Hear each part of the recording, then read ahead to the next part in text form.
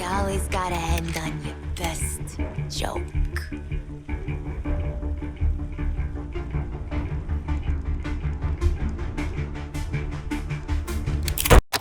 For all the Arkham fans out there, you just witnessed your beloved Batman being sacrificed for a mid-third-person co-op shooter with a terrible story. Ladies and gentlemen, Suicide Squad killed the Justice League.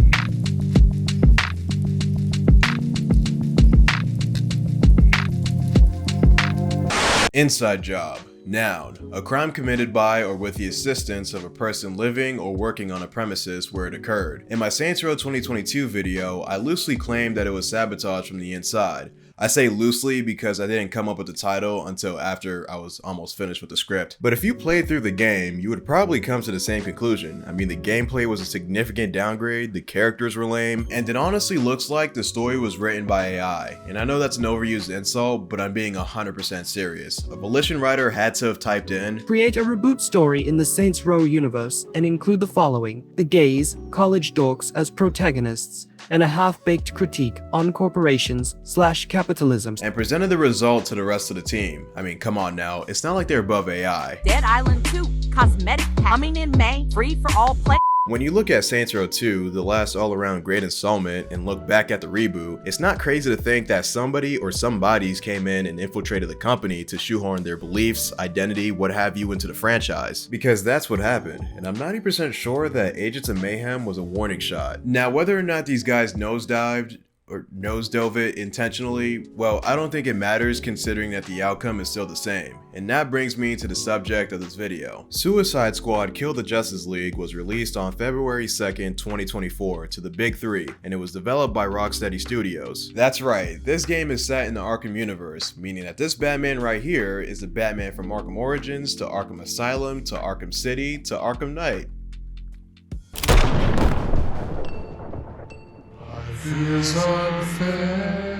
I'm not gonna beat around the bush, guys. This game was both a critical and commercial failure. Regarding the latter, Warner Bros ain't too happy with the sales. They can't even pull the oversaturated market card because Helldivers 2 is running circles around them. To paint you a better picture, I want to direct your attention to the Steam charts. As of current day, Slip and Slide Squad is getting hoed by older games like For Honor, Borderlands 2, and of course, Batman Arkham Knight. But hey, at least they're beating Saints Row 2022. Hooray. The fact that Arkham Knight is walking them down is hilarious, considering that a lot of players weren't too fond of the game compared to the last three, mainly because of the bad tank sections and the story. There was also this one time where Harley Quinn, of all people, beats the bricks off of Nightwing at the end of her story pack. I believe that's almost as bad as the tank sections, if not worse. Man, if only they knew how bad things can get. Zooming out a little bit, DC as a whole has been too inconsistent. Yeah, there are examples of successful products, hell, even the Suicide Squad sequel was well received. Wait, it lost money? Huh, but at least people liked it more than the first one, so much so that one of the characters got a spin-off, and I've also heard great things about it. I'm personally no longer a truster of DC. Yeah, I guess I watched the wrong Sewer Slide movie. Y'all jokers must be crazy. Brother, But the final nail in the coffin for me happened years later. I was cruising the internet trying to activate what's left of my dopamine receptors, and then something was brought to my attention. Something bad. They were messing with my boy Static. Would you like to know what they did to my boy Static? For those who are unaware, Static is a superhero with Zap Zap powers. He got his own animated series during the Bush administration and the whole gang loved it. The show ends, and besides a couple of guest appearances, Static was chilling until the 2020s came around, and somebody thought it was a good idea to retcon the original story. But before I tell you what these niggas cooked up, let me tell you the original origin story first. Virgil Hawkins was a regular teenager living in one of the Dakotas until one day, while getting jumped by Guy Fieri's son in the gang, he was saved by a different gang. Now, the animated series slightly deviates from the comic book, but either way, Virgil is given the opportunity to air out his op during a gang battle royale, and he decides not to because he's not a killer. So he dumps the gun in the water, but the cops show up. Sorry, quick side note, when the helicopters arrive, this dude pulls out his piece and shoots out the searchlight. What a menace. The cops show up and try to apprehend everybody. Wait. Is this guy jumping out the front of an helicopter? Yo, these guys are different. Anyways, one cop shoots a 40 Mike grenade at some danger barrels, causing it to explode and give a bunch of people powers, including Virgil. A superhero suit selection scene later, and bada bing bada boom, Static is born. Pretty good, pretty cool, pretty smooth. Now let's look at this new origin story. So instead of going with the gang warfare element, the writers decided to have Virgil participate in a BLM march, and the cops got bored, I guess, and shot their pack-a-punch tear gas at the protesters, giving Virgil his powers. Nigga, what the fuck? The original origin story was already fine, mainly because it's still culturally relevant, which says a lot about the urban community that I don't want to talk about for the sake of brevity. Mind you, I'm supposed to be talking about a video game here, but the new origin story only works in 2021. Nowadays, not even the Kayleys, the Baileys, and the Haleys have BLM in their bio. I know hindsight is 2020 and all that, but did you really need to hitch your wagon to a movement/organization just to dunk on cops? They were already painted in a negative light in an animated series. There was no reason for this. So needless to say, to me DC is on thin ice, and when I saw that there was a game being made where Task Force X is tasked with clapping the Justice League, I knew it was not going to go over too well if they actually pulled the trigger, although it doesn't take a genius to know that was going to happen. Regardless, I'm going to go through the game and figure out why it tickles the disappointment bone. I'm also going to talk about the stuff behind the scenes, including a consulting studio that rhymes with Eat Lazy Twink. Alright, let's get into it. Skeet Inside Squad starts with Task Force X in a post-apocalyptic city. It's basically a tutorial level, which gives us the opportunity to do a quick roll call. First we have Deadshot, real name Floyd Lawton. He's a hitman who specializes in changing his race because DC writers don't know what to do with this character. I wonder which one they're going with this time around. Wait, hold up, in this universe he's white, so never mind.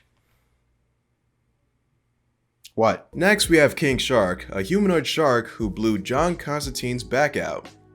No comment. Up next is Captain Boomerang. I don't care for him. And last but not least, we have Harley Quinn, Joker's ex-punching bag. Cool, now that we got that out of the way, we can get back to the tutorials. The game showcases the mechanics, and it's okay. More on that in the gameplay section. Besides that, it's your run-of-the-mill tutorial. I could have done without the characters narrating how to do their own moves though. Oh, and I guess our shields were able to recharge automatically until it got turned off because every second you spend hiding behind cover is wasting my time. If you want to stay alive, you'll have to fight for it. Yeah, something tells me that explanation was added at the last minute. Once the tutorial is finished, we flash back to the creation of Task Force X. Here we see Amanda Waller post the Biggest Loser appearance talking to the Four. Hold on, wait, why is Amanda skinny? She's usually a heavy-set black woman with an afro. I'm guessing they wanted to go to a different direction with her, which might be the reason, so what else did they do with her? Well, they also turned her into a stereotypical angry black woman. Uh-huh. You know, I kinda got the idea that this company and the consulting studio they hired were not too fond of this kind of trope, and yet they had this shit in the game. Kinda funny considering that the Suicide Squad movie has a better depiction of Amanda Waller. However, in this game, she's basically Gwen from the Saints Row reboot, and I swear, if I have to do another LARPing mission, I'm gonna commit an act of aggression. Why is Deadshot black? I'm sorry, my brain just did a 6 degrees kind of connection, but seriously though, why is he black? Isn't Deadshot supposed to be white? Aren't you supposed to be shutting your damn mouth? No, wait, come back here. Answer the fucking question. You know what? Let me do some digging. Okay, so apparently this nigga is the real Deadshot, and the one we saw in the Arkham games was an imposter. I guess that kind of information flew over the world's greatest detective's head. So I guess that the white Deadshot is from a different Earth, while this dude is the original one. That sounds equally as dumb, so the following statement still stands. Or maybe this was a sloppy attempt to add a black character to the team in order to give black people who want to see themselves or whatever a hand-me-down character. Now don't worry Deadshot, there's enough room in the club. Here, you can sit next to MCU Sam Wilson and Miles Morales. True. Why you boring me? I'm right. Back to the story, the gang takes turns injecting each other with nano bombs in an attempt to join Amanda's side. Unfortunately, it was a finesse scheme by the lady with the taper fade, and now all 4 of them are pawns for Amanda whether they like it or not. The gang makes their way to the Hall of Justice, and thank the Lord how Jordan is spared from this nonsense. However, I'm quite curious as to how they're gonna treat John Stewart in this game. Look, I barely even know the guy past reputation. Architect and Marine, probably was an honor student. Wholesome, all-American, white picket fence type stuff. Kind of guy that makes you think, oh, one of the good ones. Man, what the fuck is you talking about? What the fuck was that? I'm sorry, man. I wasn't thinking about it. Wow, I really hope that the consulting studio intended to make Deadshot a bitter dumbass. Oh, one of the good ones. Bro, you're a hitman. You can't pull the Uncle Tom card. Well, now I'm worried how they're gonna handle the Green Lantern since he's basically a space cop. Wait, space cop. Cop. Can I get a physiognomy check on the writers? Yeah, they look like they really hate cops. The squad snoops around the Hall of Justice Museum and acquire gadgets from a display with the weakest glass in the world. I hope nobody out there is saying, "It's the Hall of Justice, who would even try to rob that place?" Because I find it very hard to believe that the World Heavyweight Schizo Champion would allow such poor security. But due to the lack safety features, Boomerang can now use the Speed Force, Harley gets the back grappling hook, Deadshot gets Mr. Sane's jetpack, and King Shark gets nothing worth mentioning because he's a demigod powered by big sweaty men. The four exit the building and find Brainiac's ship pulling on Majora's mask. Later we're confronted by Green Lantern, who looks a little different, but I can't put my finger on it. Oh wait, I got it. He's like 7 feet tall. I thought you couldn't teach that. Big brainwashed Lantern starts yapping, but before he can kill Blackshot for being sassy, the Flash comes in to save us. Turns out that he wasn't initially brainwashed by Brainiac. Unfortunately, he gets mollywopped and hides. Boomerang is able to sniff him out through his speed vibrating, nice touch, and they take him into a building so they can hide from Brainiac's goons. You're mine now, and you're in for a world of...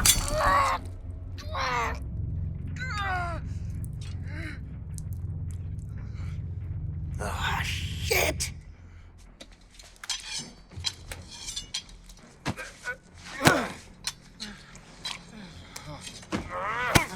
If you think that was disrespectful, then wait till we get to his boss fight. Batman comes in and kills a female cop, so you know he's evil, and Arkham's the hell out of the squad. Seriously, he takes them out one by one as if they were one of Joker's thugs. He could have killed them too, like he did with the cops, but the story needs to happen. So when he actually tries to smoke the squad, the Flash comes in to save him one last time before getting abducted. The squad returns to the Hall of Justice, where they run into Wonder Woman. Amanda tries to recruit her, but she declines. She won't do what needs to be done. Can't do it. Too damn honorable. Huh. Too honorable. Yeah, she also never gets mind controlled by Brainiac. I wonder why. Alright, where's that remote at? So we meet Lifeline, Penguin joins the team, Rick Flag is introduced. Oh hey, Gizmo's here. Anyways, let's see. Okay, here. So you're given a choice to either go after the Green Lantern or break into Lex Luthor's building and find a way to get the nanobombs removed. And when I say choice, I mean it in a Telltale's The Walking Dead way, in that your input doesn't really matter. So I guess we're going to Lex's. While in LexCorp, we find out that Poison Ivy is still alive and in town. Kinda undermines her sacrifice in Arkham Knight, but then again, it is DC we're talking about. Death is basically a minor inconvenience in this universe. Hell, maybe all the people who die in this game will come back to life through some sort of MacGuffin. There's my girl. Oh, they Grooted her. Or cloned her, maybe. Okay, fine. Wasn't expecting you to come in fun size. You really don't know me? Harley and Ivy forever? In 10-story burning letters?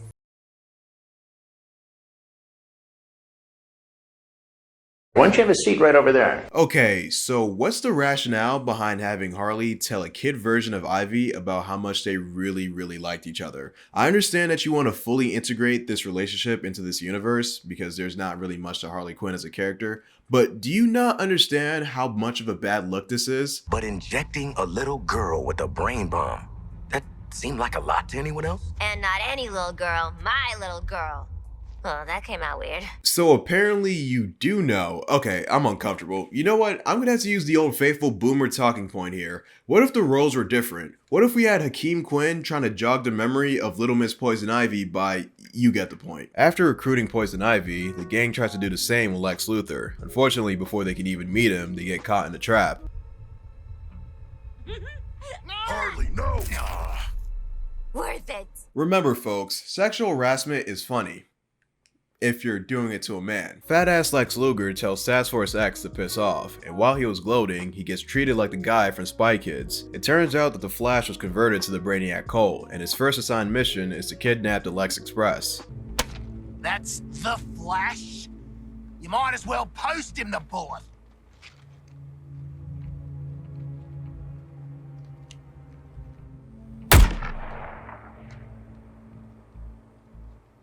Did you get him? man. You know it's gone to hell when you... Really? Why don't you just mail me the bullet? So the Flash initiates a boss fight, and during the squabble, he strips Captain Boomerang to his boxers, which wouldn't go over too well in a New York demographic. Okay, what's wrong? That's crazy. That was nuts. After the boss fight, they find Lex in a shipping container, and Lex flexes an anti-Speed Force device. It was able to stop the Flash momentarily, but it pissed him off enough to rip out Luthor's heart. Would you look at that? He did have a heart. Catch!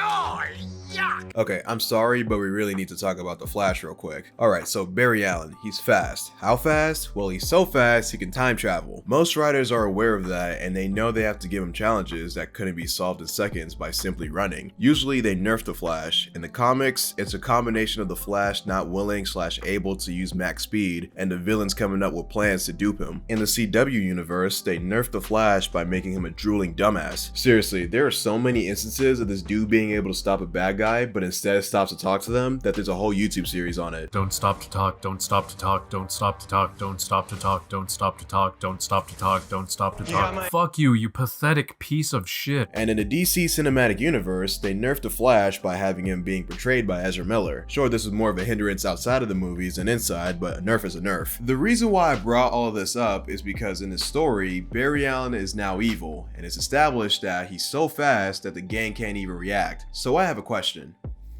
How are these four not dead? I can understand King Shark being spared because he's a demigod that Brainiac could use, but Harley, Deadshot, and Boomerang, they're merely humans with gadgets. Look, they're just standing there, pull a Kano on them. Okay, no, stop stealing Burter's signature move and kill them.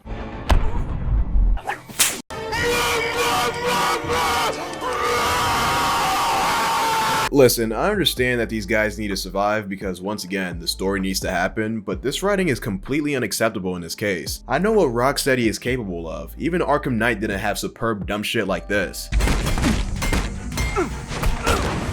Whatever, so Wonder Woman saves the gang from twirling towards freedom, and lassos the Flash to ask him how to put a stop to all of this. He reminds Diana that the answer is quite literally in the title of the game, and skedaddles. She gets mad and tosses the four into a shipping container, and then tosses said container into the Daily Planet. We're saved by Lois Lane, and wow, I totally forgot she was in the story. Fast forward a little bit, and we're introduced to Toyman. I don't know who he is comic book wise, but in this game, he's the convenient deus ex machina for the gang's Flash related problems. Apparently he's a guy who made the anti-Speed Force device. We're gonna capture the Flash. No need to worry about this line. I'm 80% sure that we don't get a live Toyman reaction when we smoke the Flash's pack. While he works on the devices, we do a bunch of missions while the fastest man alive continues to let us live. Once he's finished, we bait the Flash into a boss fight. It's an okay fight, nothing crazy. When we get his health bar down, Barry hits the floor and dies unceremoniously. Boomerang whips out his meat to piss on the corpse, and the gang compliments the size of it.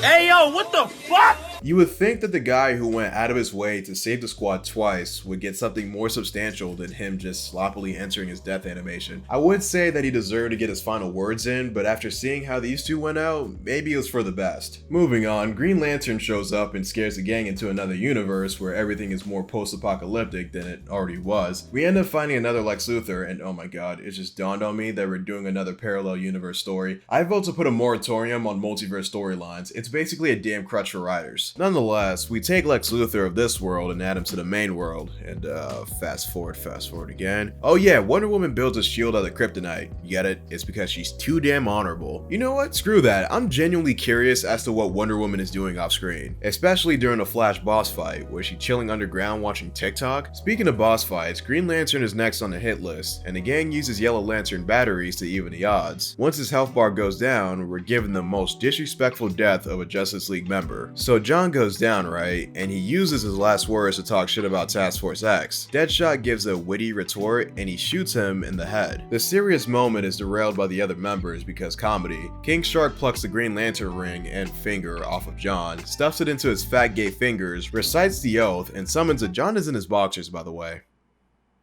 Yeah, summons a giant green shark, and penetrates Brainiac's shields. Allah. Alright, where do I start? Okay, let's get the easier one out of the way. I don't like how this game is implying that Jon Stewart got out of bed and put the ring on while only wearing his boxers before getting brainwashed by Brainiac. Or maybe Brainiac asked him to take the ring off, strip down to his boxers, and put the ring back on. Hey, yo. Of course, I believe that the whole boxers thing was done to bitch him. Now, the other issue I have involves Jon dying while still being under Brainiac's control. Let me explain. So normally when a character has turned unwillingly evil, there's a point in the story where said character's true self comes out and expresses how much he or she disapproves of what they're being forced to do. For example, in Yu Yu Hakusho, the good guys have to fight Dr. Ichigaki and his gang of brainwashed fighters. During the battle, there's a moment where the 3 brainwashed fighters are crying and asking Yusuke to kill them. This was done to make the audience think, damn, these guys wanted to do good stuff and now they have to do bad stuff. That's sad. Another example of this is when Vegeta's dumbass let Babidi take control of him. In the end, he decides to go full jihad against Majin Buu once he realized how thirsty he was for beating Goku. I'm sure the civilians he blasted wish he came to his senses a little earlier, but the Dragon Ball universe rivals DC in the dying ain't too bad department. When you give a character a chance of redemption, or at least a chance to protest their actions, it reinforces that they're on the good side, and it could even give them a sense of pride and redemption like in Vegeta's case. However, in this game, the Justice League stay evil until their deaths, with the only exception being that time when Wonder Woman lassos the Flash. Without that moment of protest, the Justice League dudes die without a shred of dignity and respect. I wondered if that was done intentionally. Bringing it back to the Green Lantern, all this yapping he does means nothing since we know he's still lost in the sauce. It also sandbags Deadshot's revenge plot. The fight is one thing, but puffing your chest out and dropping your best rebuttal to a hero who had your number until he lost his free will doesn't hit right. That's like if I started talking crazy to Ronnie Coleman because I can squat 225. Alright, I think I spent enough time here. We're about 80% done with the story after all. Brainiac's shields are damaged, which gives Amanda a chance to use a Fat Man launcher on the ship, but Superman comes out of nowhere to catch a nuke. Wonder Woman finally stopped doom scrolling and decides to show up as well. She stares at Green Lantern's dead body, still in his boxers of course, and fights Superman. Amanda shows up and brought her broken ankle as a peace offering for not nuking Task Force X. The gang escorts Waller back to the HQ while Wonder Woman and Superman are squaring up. When the gang reaches the Hall of Justice, they get front row seats to the fight. You would think they would come in and help Diana, but nah, she's got it. See? Look, she's doing great. Seriously though, this is probably the best time to push Superman's off button, but the gang just stands there. If they'd actually helped Wonder Woman and jumped him, Superman would have died easily, but no. Okay, there you go. Go ahead, jump his ass.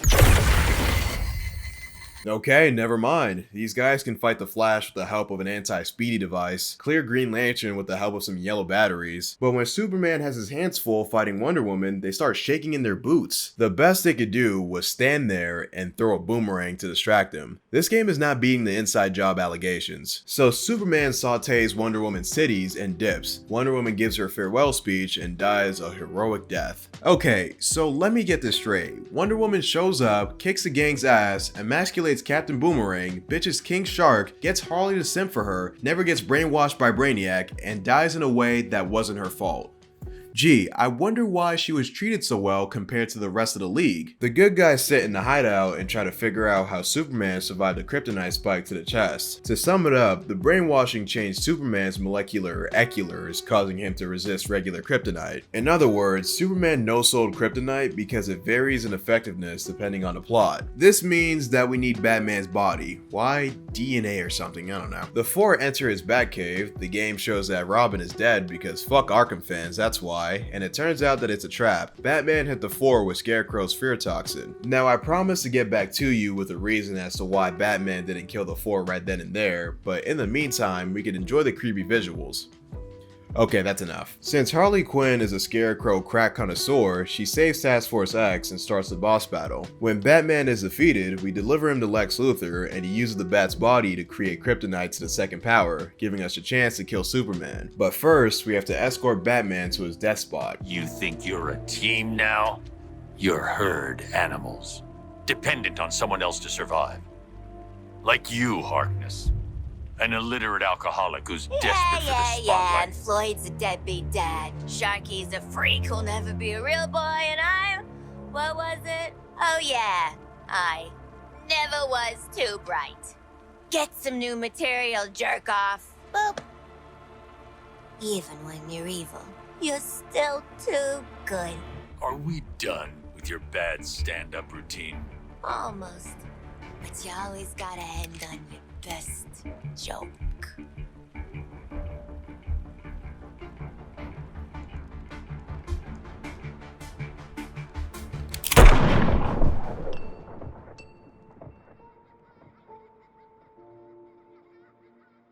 While I understand how disrespectful Green Lantern's death was, and believe me, it was, I might have to change my answer because Batman's death might be worse, considering that this is the guy we grew up with in the Arkhamverse. Think about it. Batman, the man who fought a litany of villains and won, the man who single-handedly packed both the hospitals and jails with goons, the man who saved Gotham City on multiple occasions, is being yapped to death by a perpetual mid-carter. Yes, Harley is a mid-carter. It doesn't matter how many women cosplay as her, the best she'll ever get at this point is an animated series locked behind streaming service number 55. The same issues I have for Green Lantern's death can be reapplied here. Batman's real self doesn't come out, and the gang humors him as if he really means the stuff he's saying. And it's topped off by him leaving Earth without a shred of dignity. Seriously, how is Gotham Knights running laps around you on this? Oh, he would have wanted this. Yeah, I'm sure this is how he wants it to die. One of the world's finest heroes.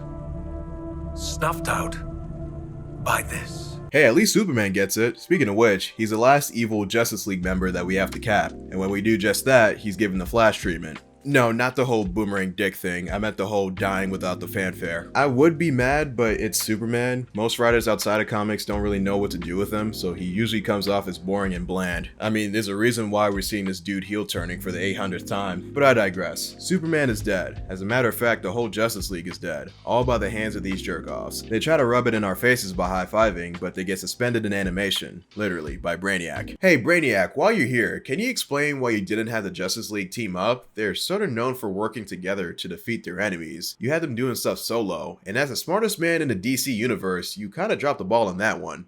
You got no comment on that? Oh, okay, so he teleports the gang to his lair so he can brainwash them. But before he could even start, Lex swoops in and saves them. In his hideout, he explains that there are 13 Brainiacs that we have to take care of. No need to tell you the story reason because that doesn't matter. The real life reason is that Rocksteady wants to extend the game's lifespan with DLC. After we're done preparing for the final fight, we travel to Lex's Earth to kill the first iteration of Brainiac. We get a 30-minute time limit to speedrun a couple of side missions, and finally, here we are, the last battle of the base story. Hooray. The gang takes out Brainiac, who digivolved into the Flash for some reason, and we transport his body back to the main Earth where Amanda bonks him to death because she's a badass black woman. Task Force X high-fives one last time and the credits roll. After the credits are done, we get a tribute to Batman by Lois Lane because the voice actor Kevin Conroy passed away. And Batman, goodbye. You will be missed, but never forgotten. That was really touching. However, while I do understand that his death was after this project was finished, it's crazy that Conroy's last video game performance was for a story that completely bitched the character he did the voice for. Regardless, that's the end of the base story, but we're not done yet because we have the Joker expansion, so let's get into it. The first story DLC of this game centers around the Joker, the most overused villain in the history of Batman stories. Seriously, we've seen so many versions of Joker that we need to put a temporary ban on him. Like 5 years, alright? That's reasonable. It should be 10 after what Jared Leto did to him. Yo, who the fuck is this nigga? Oh, and to make things clear, this is not the Arkhamverse Joker. That nigga is dead. This guy is from a different universe, which explains the look and why he's masking insecurities with traditional Joker behavior.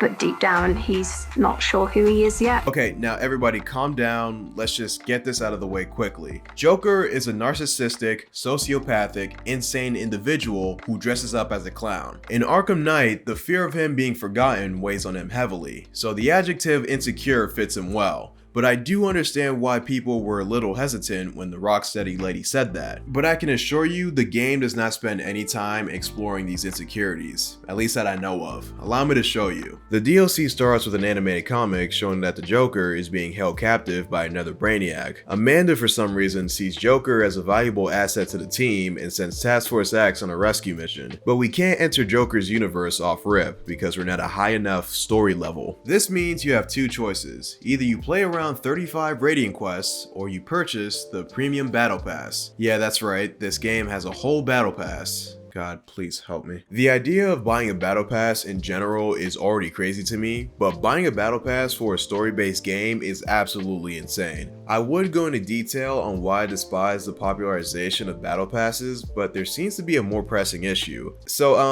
35 Radiant quests. That is diabolical for a game that's already now well received. You're basically asking players for even more money after shitting the bed, and if they refuse, they gotta play the same set of missions over and over again until they unlock the Joker. To make things somehow worse, after I grinded through the repetitive missions and defeated Brainiac again, we unlocked Joker, and that's it. No new missions based on a new member of Task Force X, we just get to use him. We're moving on.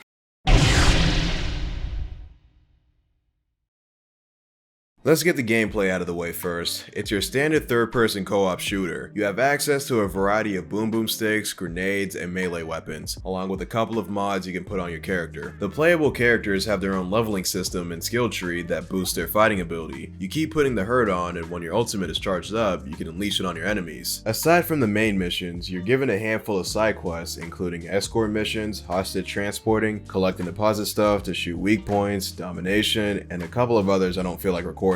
The missions reward you with different types of currency / material, and I only know what 2 out of the 7 are specifically for. Whether that's a game issue or a me issue, I'll let you decide. Anyways, the missions also reward you with loot drops. This is the main way you earn gear. Talking to Penguin is the alternative route, and there's also care packages. You know, I prefer the old school way of buying gear instead of this shit, but maybe this is what the new kids like, I guess. There's a shop where you can buy skins, emotes, and banners, and it only accepts real life money. And that's pretty much it. I can say with confidence that this is one of the gameplays of all time. It's the kind of game where you go on autopilot once the combat starts, kind of like Saints Row 4, but less variety and overall fun. The only real issue I have with the gameplay is that traversing the map as Deadshot, Harley, and Boomer at times was way too slow. King Shark was legit the only character I could use, until Joker came around. Now I have to admit, if you put aside the grinding season pass fuckery, the Joker has great mechanics. He can move around pretty well, he's got good airtime, and his ult beats ass. Besides that, I don't have anything else to say about the gameplay. It's inoffensive. Now the story, however, oh boy.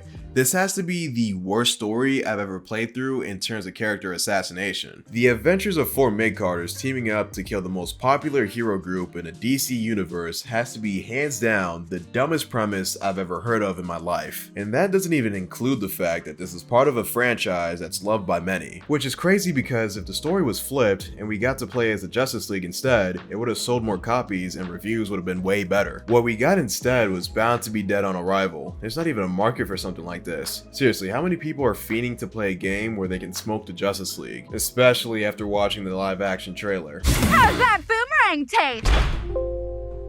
Wait, the 4 of them team up in a trailer but not in the game? Brainiac, are you doing Trank? Alright, going back to the critique, let's talk about Task Force X. They're lame. 4 unfunny people who will annoy the shit out of you any chance they get. And here are some of their lowlights just in case you want to be the judge. Kangaroo looking ass. Because you are Australian. The hell is a Terminaut? How about we Terminaut go find out? Eh? Eh? I've been trying on the name Toyman. More like Annoy Man. Am I right? Flash, I'm calling you out. Only one of us pulls off the red tights look, and it ain't you, Speedy. Speaking of, what are you doing, mate? I'm smiling. Don't blow this for us, man.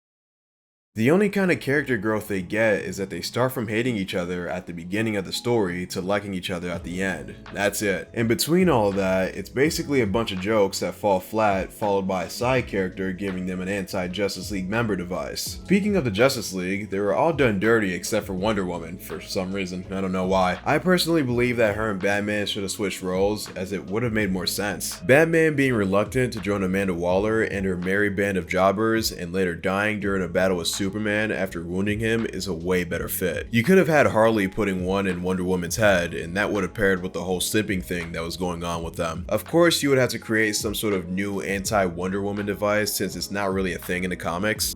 Wait, back in the day, if Diana was bound or captured by a man, she would be rendered powerless? What the hell? We should definitely bring that back.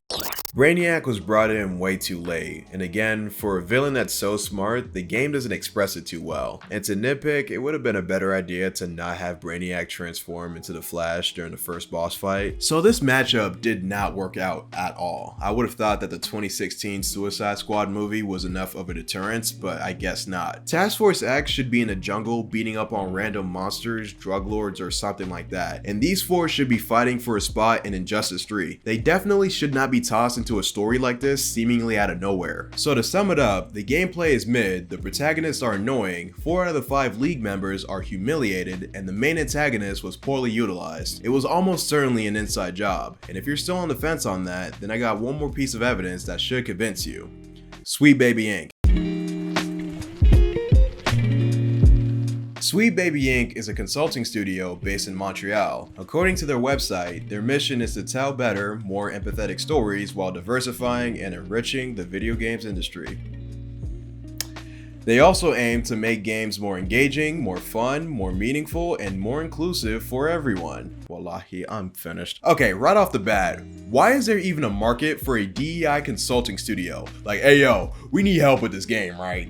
We trying to act gay niggas up in here. Like, what the hell? Do you really need a separate company for all of that? Now, I'll be transparent. I am biased against DEI jobs. I think they're unnecessary. Let's put it this way. When a company is hemorrhaging money, guess what department they're gonna cut first?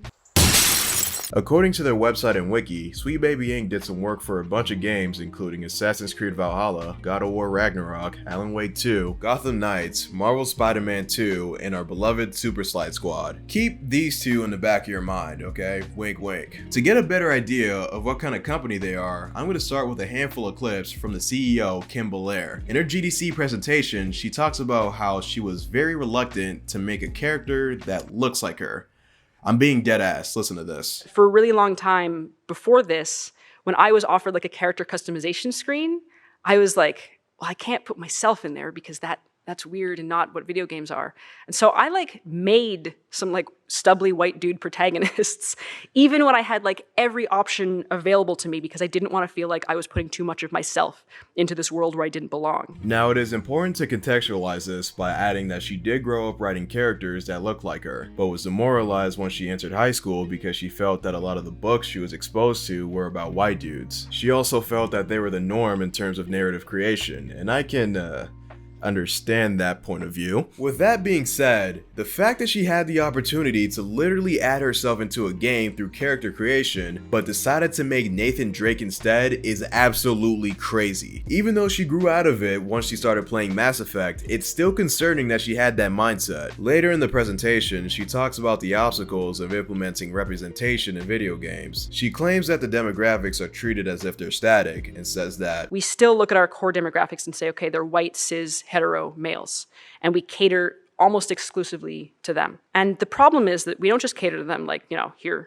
something that we think you'll enjoy. We cater to them the way that we cater to like a picky baby. Okay, so we're gonna ignore the picky baby's insult and get to the core of the issue. The video games industry is not pigeonholed to loving white boys. As a whole, it attracts a mostly male audience, which I have no issue with because I think women are capable of enjoying video games as long as you don't have her mindset. When it comes to us dudes, we tend to not focus on silly things like the color of the characters. We focus on the cool shit that they do. You think that we cared what color soap was in Call of Duty? Hell no. We saw him pull a knife out of his chest and fling it into that bastard trader's eye and went crazy. Bro, when we saw Goku slide his Kamehameha on a bitch's attack, spun his body, and upped it at her face, bro, black dudes, white dudes, Hispanic dudes, Asian dudes, it don't even matter what you look like. When you saw that shit, you went crazy. I don't even like Dragon Ball Super, and I still went ballistic. And to relate this both personally and to comic books, there's a chance that some of you concluded that my favorite hero is Static because of the intro, and well, you're a little bit off the mark. He's number 5 on my list. Number 4 is Nova because he beats Cheeks in Marvel vs. Capcom. Number 3 is Dick Grayson because of his story of graduating Batman University, getting his own team, and later getting his own persona is great. Number 2 is the Punisher because he's low-key spittin', and number 1 is Batman because he's a rich guy who beats up mentally insane people. See, I like Static, but he isn't my favorite, and I didn't gravitate towards him because he has the same skin tone and hair as me. I like Static because he was a school kid who's at bad guys, and he hung out with Batman. Going back to the presentation, I got one last clip. Put this stuff up to your higher ups, and if they don't see the value in what you're asking for when you ask for consultants, when you ask for research, go have a coffee with your marketing team and just terrify them with the possibility of what's going to happen if they don't give you what you want. Okay, that is a terrible choice of words for an issue that is not as serious as you think it is. You are entering coercion territories when you say shit like that, and it's not a good look. I was gonna cover the speech she gave at Womanize! Games and Film, but I think I've heard enough presentations from her. But needless to say, Sweet Baby Inc. got into some deep controversy once people found out that they were a part of this game, and to the surprise of no one, they handled it poorly. Kim has yet to leave her bomb shelter after being found out. We also had this tweet from somebody who probably works at SBI. I'm so mad they killed the billionaire who turned evil that I'm going to show how racist I am is honestly a pretty funny take to have. Lovely. Had a nightmare that I was a white male gamer. I usually get grossed out when looking around the mixer last night put into perspective how male our dev scene. During this whole debacle, an SBI employee named Chris Kindred decided to inadvertently draw more negative attention by calling to nuke a Steam curator that listed all the games they had a hand in. Hey Siri, define the Streisand effect. The Streisand effect is an unintended consequence of attempts to hide, remove, or censor information. It happens. Maybe you should lay low until the controversy dies down. Toriyama gave us the best and worst black characters in anime in the same series. It took range to do that. Oof, wow. At least he waited 7 days to tweet that. I mean, your company's in the middle of a shitstorm and you decide to Kobe Bryant the world's favorite backwards book artist? Are you fucking dumb? I know that Sweet Baby Inc. is getting their ass kicked hard, and deservedly so, but it's important to note that the ship was steered to the iceberg by Rocksteady. They developed the story, the gameplay, and the characters. SBI just helped with some of the little shit. Rocksteady had many chances to take a step back and see how dangerously dumb this idea was, but they decided to keep their heads down and power through it. I mean, you can't knock the perseverance. And on that note, I think it's time to conclude the video. In conclusion, Suicide Squad Kill the Justice League deserves a reception it got due to the bad story, mediocre gameplay, and terrible business practice. If I can put on my tinfoil hat for a second and theorize, the disrespect of the Justice League was done intentionally. They were considered the core of the universe, and to some people, the establishment, the authority, and they wanted to destroy the authority and plant a new flag on top of the rubble, with that flag being planted by a black man, there can be only one. A lesbian, a homosexual, and a retard. That is a liberal white woman's wet dream, by the way. And my theory for the gameplay is that they prioritize monetizing their product above everything else. Simple as. Now, there has been a trend going on where beloved franchises are being hijacked and destroyed from the inside, and you're probably wondering, how can we stop this from happening? Well, I don't know about most of these properties, they seem compromised. But for the ones that are not, I have a simple solution. Gatekeeping.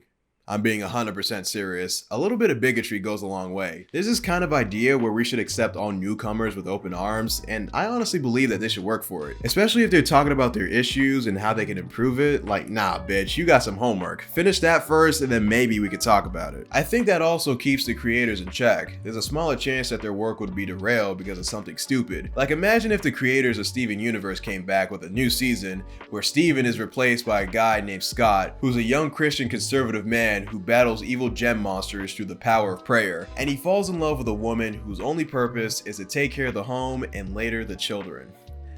Buildings would be leveled, death threats would triple from the average, and writers would have to travel with security. Now, am I saying that we should act like the Steven Universe fandom? No, in fact, I kinda lost the point that I was trying to make after conjuring up that hypothetical scenario. But I'll leave you with this. Creators, do whatever you can to protect your project, and for the love of Allah, Do not allow crackheads to infiltrate and take over your creation. Alright, I'll see you later.